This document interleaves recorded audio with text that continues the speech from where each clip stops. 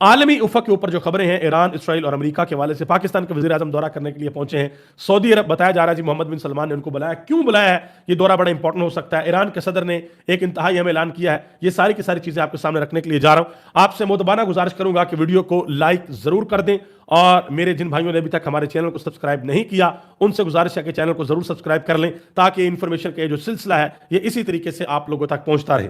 अब जरा आगे आ जाए जी। खबर है कि वजीर आजम शहबाज शरीफ सरकारी दौरे के लिए सऊदी अरब रवाना होंगे, और मोहम्मद बिन सलमान बिन अब्दुल अजीज उनकी दावत के ऊपर वो सऊदी अरब गए। आपको पता है कि इस सूरत हाल के अंदर शहबाज शरीफ का सऊदी अरब का दौरा इंतहाई अहम दौरा होगा।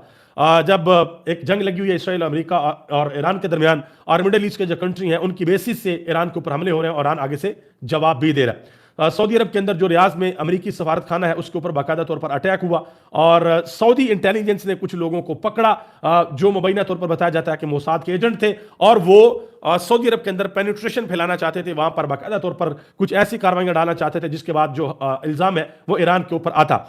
अब देखते हैं कि इस दौरे के अंदर से क्या निकलता है, क्योंकि पाकिस्तान हमेशा जब भी जाता है वो ऐसे करके हम जरूर करते हैं कि अल्लाह का वास्ता कुछ दे दें, कोई 2-4 अरब डॉलर दे दें, 5 अरब डॉलर दे दें, कोई 5 अरब डॉलर के जो ऑयल है वो हमें दे दें। तो देखते हैं कि इस हवाले से अब क्या होता है। ईरान के जो वजीर खारजा हैं उन्होंने बाकायदा तौर पर एक इंतहाई अहम और बड़ा बयान जारी कर दिया है। उन्होंने कहा जी इस मरतबा ईरान जंगबंदी नहीं करेगा। उन्होंने कहा कि आखिरी मरतबा जब जंगबंदी हुई थी तब मामला और था, लेकिन इस मरतबा जंगबंदी नहीं होगी। याद रहे पिछले साल जून के महीने में जो जंग हुई थी ईरान और इसराइल के दरमियान, जिसमें एक हमला आखिर में अमेरिका ने भी किया था, जो उन्होंने B-52 बॉम्बर तैयारी लाकर ईरान की जो 3 न्यूक्लियर फैसिलिटीज थी उनके ऊपर बमबारी की थी। उसके बाद सीज फायर हो गया था।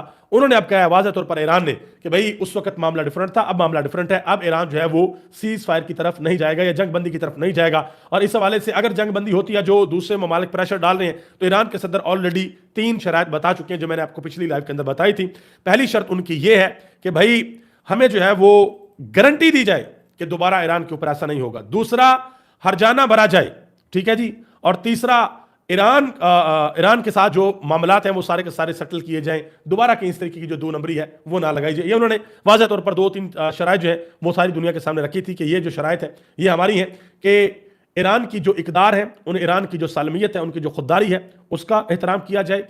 जो ईरान का नुकसान हुआ है उसका हर्जाना दिया जाए, जुर्माना दिया जाए, और यह गारंटी दी जाए कि दोबारा ईरान के ऊपर इस तरीके से हमला नहीं होगा।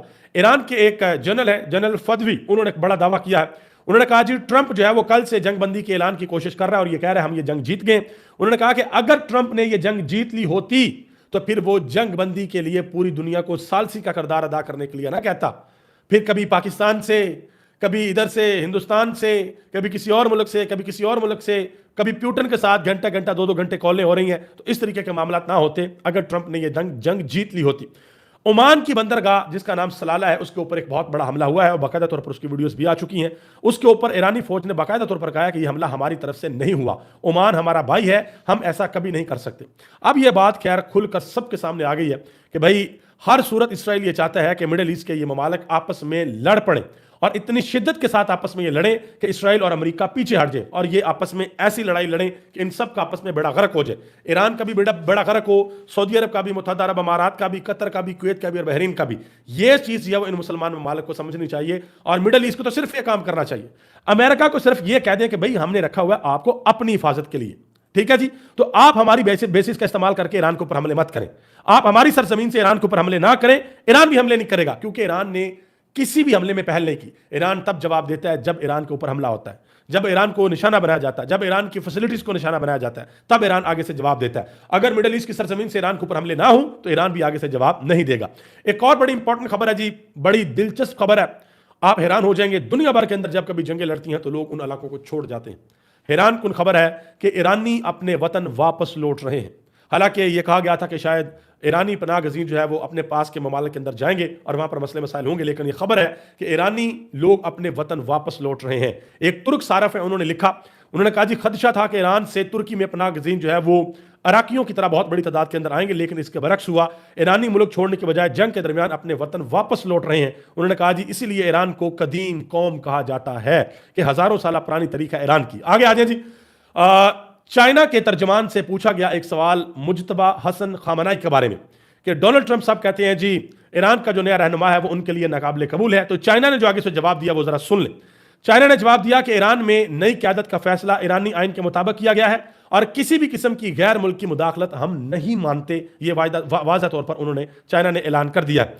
हिंदुस्तान की पार्लियामेंट के अंदर जो है उनके एक रुकन है भारतीय लोकसभा के, उन्होंने एक बड़ी अहम बात की। ये बंदा मुसलमान नहीं है, इस्लामी मुल्क का भी नहीं है, हिंदुस्तान का है। सुनिए कि जरा वो क्या बात कर।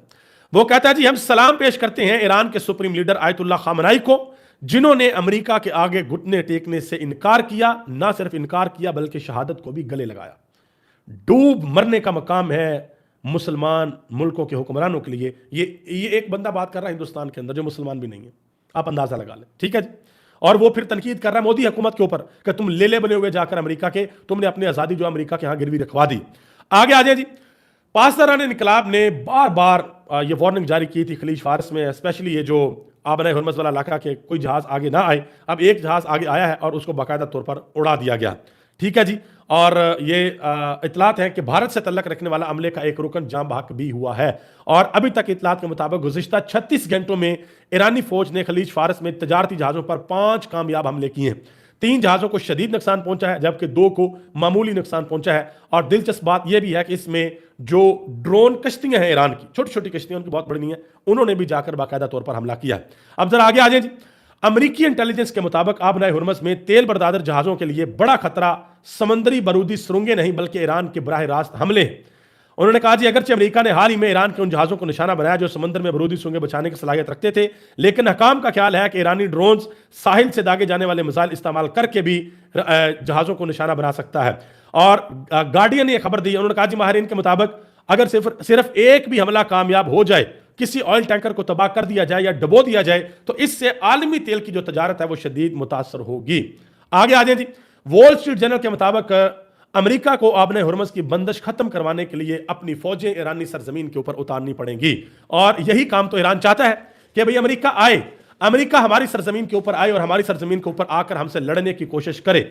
दुनिया भर के जो बड़े बड़े एक्सपर्ट्स हैं, बड़े बड़े दफाई तज्जियाकार हैं, बड़े बड़े जो आउटलेट्स हैं, वो ये अमेरिका को बता चुके हैं कि अगर आपने ईरान के अंदर जाने की कोशिश की, अगर आपको ये लगता है कि आप अपनी फौजें ईरान के अंदर उतार सकते हैं, तो ये जहन के अंदर रखना कि ईरान ना तो इराक है, ना ईरान वियतनाम है, ना ईरान अफगानिस्तान है, और ना ही ईरान जो है वो वेनेजुएला है कि आप जहां पर जाकर आराम से अपनी कार्रवाइयां करेंगे। हालांकि अमेरिका कामयाब कहीं पर भी नहीं हुआ था, अफगानिस्तान के अंदर तो खैर बिल्कुल भी नहीं हुआ था। अब आगे आ जाए जी। इंटरनेशनल मीडिया के मुताबिक जो रिपोर्टिंग हो रही है, ईरान जो अपनी स्ट्रेटजी है वो इस वक्त इस तरीके से बनाए बैठा है कि अमेरिकन फौज के ऊपर बहुत ज्यादा खौफ है। इस वक्त पूरी दुनिया के अंदर जो राज है ना, वो ईरानी ड्रोन्स का। ईरानी ड्रोन्स का किसी के पास कोई तोड़ नहीं है। अमेरिकी थिंक टैंक इस वक्त शदीद प्रेशर के अंदर है और जो ट्रंप है वो भी बहुत ज्यादा जहनी तनाव का शिकार है। उसको कुछ समझ नहीं आ रही कि मैंने क्या करना है और मैंने क्या नहीं करना। अब जो पिछली रात गुजरी है, उस रात को न्यूयॉर्क टाइम्स के मुताबिक जितने भी हमले इसराइल के अंदर किए गए हैं, सिर्फ चंद मिसाइल ऐसे हैं जिनको आयरन डोम ने इंटरसेप्ट किया है, बाकी सारे के सारे इसराइल की हदूद के अंदर जाकर गिरे। आप अंदाजा लगा लें। और इसराइल के जो एक सफीर है अमेरिका के अंदर, उन्होंने ऐलान किया जी, ईरान अपने मिसाइल लॉन्चर को पहाड़ी इलाकों में छुपा रहा है, जिसकी वजह से उन्हें तलाश करना और तबाह करना ज्यादा मुश्किल होता जा रहा है। इसलिए ये ऑपरेशन ज्यादा वक्त और बहाने लगा लें, कोई और भी बहाना लगा लो, जो ऊपर नीचे होकर लगाना है वो कलाबाजियां लगा के आप बहाना लगा लें। लेकिन ईरान ने आपको वाज़ेह तौर पर बताया था कि जंग आप शुरू करेंगे लेकिन खत्म हम करेंगे। और आज 13वां दिन है और ईरान अपनी इस बात के ऊपर साबित कर चुका, अपनी बात को साबित कि भाई शुरू तो आपने की थी, खत्म अब हमने करनी है, आप लोगों ने नहीं करनी। और मैं एक चीज आपको बताता चलूं, अगर अगले एक हफ्ता या 2, क्योंकि अब ये लग रहा है कि जंग लंबी जाएगी, अगले एक हफ्ता या 2 हफ्ते आबने हुर्मुज़ नहीं खुलती, ईरान के हमले जारी रहते हैं, तो आप यकीन कीजिएगा कि दुनिया के हालात अभी दुनिया के हालात बड़े मुख्तलिफ हो गए हैं। दुबई का आप समझ लें कि दुबई के अंदर इतने हालात तब्दील हो गए कि आप सोच नहीं सकते। पूरी दुनिया दुबई जाना चाहती थी, अब लोग वहां से निकलना चाहते हैं। जस्ट इमेजिन कि क्या हालात वाकयात हुए सिर्फ इन 12-13 दिनों के अंदर। एक और खबर आपको बताता चलूं, SBS सोर्स है इस खबर का, उन्होंने कहा जी, अमेरिका ने बाकायदा तौर पर जनूबी कोरिया से जो उनके डिफेंस सिस्टम है, थॉट बैटरीज हैं, वो उन्होंने इसराइल मुंतकिल करना शुरू कर दी हैं ताकि इसराइल के अंदर जो एयर डिफेंस सिस्टम है उसको जरा थोड़ा सा मजबूत बनाया जाए। इसका वाज़ा मतलब है कि वहां पर जो मौजूदा एयर डिफेंस सिस्टम है वो सही तरीके से काम नहीं कर रहा। एक अमेरिकी मुसन्नफ है डॉक्टर साम, उन्होंने एक बड़ी अहम बात की है। उन्होंने कहा जी, खलीजी ममालिक को अब ये एहसास हो रहा है कि उनकी सरजमीन पर अमेरिकी फौजी अड्डे उन्हें ईरान के लिए एक आसान हदफ बना रहे हैं। ठीक है जी, जो खलीजी ममालिक है, मिडल ईस्ट है, उनको यह एहसास हो रहा है कि उनकी सरजमीन के ऊपर जो अमरीकी फौजी अड्डे हैं, उन अमरीकी फौजी अड्डों की वजह से ईरान के लिए बड़ा आसान है कि वो उनको टारगेट बना रहा है। अमेरिका ने अपने तमाम फजाई निज़ाम जो उनका एयर डिफेंस सिस्टम है वो इसराइल भेज दिए हैं और अपने अरब इत्तेहादियों को मुकम्मल तौर पर बेयारो मददगार छोड़ दिया, उनका दिफा छोड़ दिया है। और ये एक बहुत बड़ा स्ट्रेटेजिक धोखा है, बहुत बड़ा धोखा है जो ये किया है अमेरिका ने अपने पार्टनर्स के साथ मिडल ईस्ट में। नाज़रीन किराम, इसके अलावा एक अमेरिकी जनरल है, जनरल पेट्रियास, उन्होंने बीबीसी न्यूज़ को एक बात बताई है।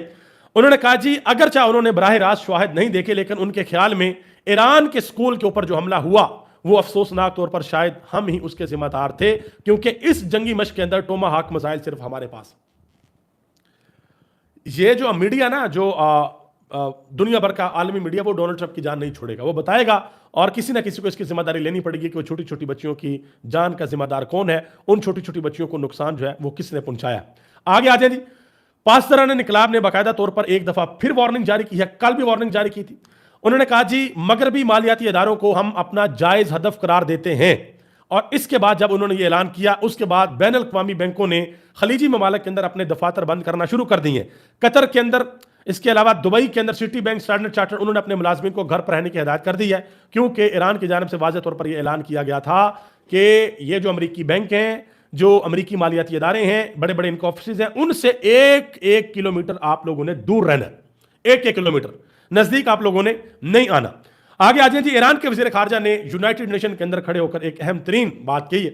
उन्होंने कहा जी, हम अपने खलीजी ममालिक से माजत करते हैं कि हमने उन पर हमले किए, लेकिन अगर वो अमेरिका और इसराइल को अपनी सरजमीन पर हमला करने देंगे तो हम दोबारा हमला करेंगे।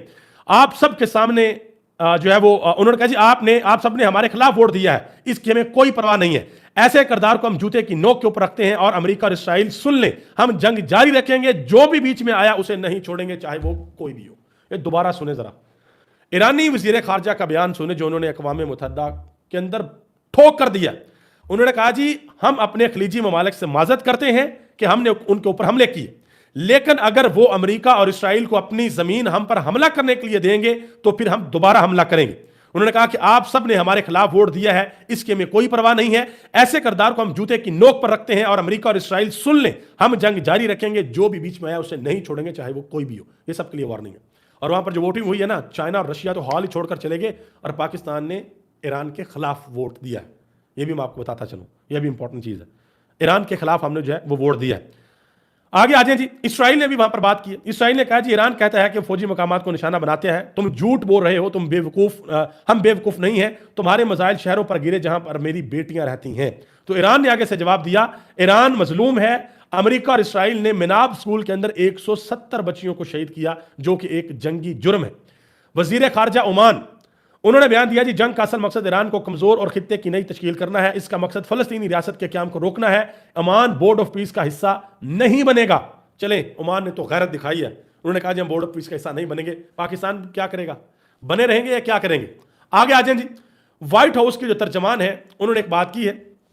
रिपोर्टर ने सवाल किया कि क्या कोई सबूत है कि ईरान अमेरिका पर हमला करने वाला था, क्या है कोई सबूत आप लोगों के पास?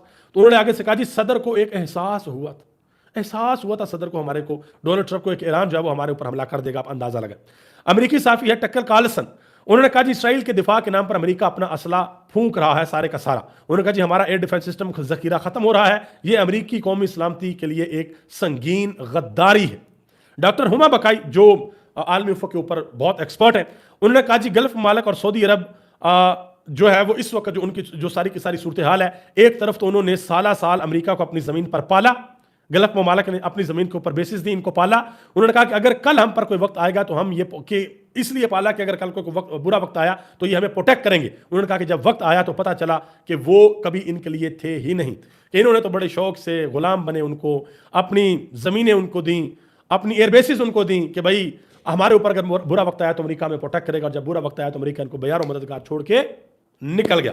नाज़रीन किराम, आप सबका बहुत बहुत शुक्रिया। बहुत बड़ी तादाद में आप लोग इस वक्त हमारे साथ मौजूद हैं। जिस भाई ने इस लाइव स्ट्रीम को बहन ने ज्वाइन किया है, उन सब का मेरी तरफ से बेहद शुक्रिया। जिसने मुझे अस्सलाम वालेकुम कहा, वालेकुम अस्सलाम व रहमतुल्लाहि व बरकातुहू, और जिन्होंने मेरा हाल हवाल पूछा उनका भी शुक्रिया। अल्हम्दुलिल्लाह, I am fine, hope you people are well.